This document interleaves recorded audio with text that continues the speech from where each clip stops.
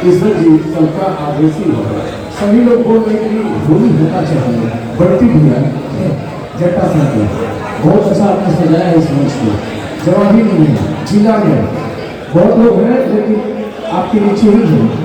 आप ऐसे ही आगे बढ़ते रहिए और आइए कृष्ण जी अगर अच्छा लगाएगा गीत तो ऊपर जोरदार करेंगे और होली गीत शुरू होगा। तब तक हमें सोनू भैया सबसे बड़ी बात है कि धीरे धीरे छोटे भाई सोनू भैया का जैसे कि होली होना चाहिए और आपको खुद समझदार है कि होली मेरी माँ बहन यहाँ बैठी हुई है, सबका सम्मान होना चाहिए और होली होगा। होली देखिए होगा, लेकिन तब होगा जब लगे कि होली हो रही है।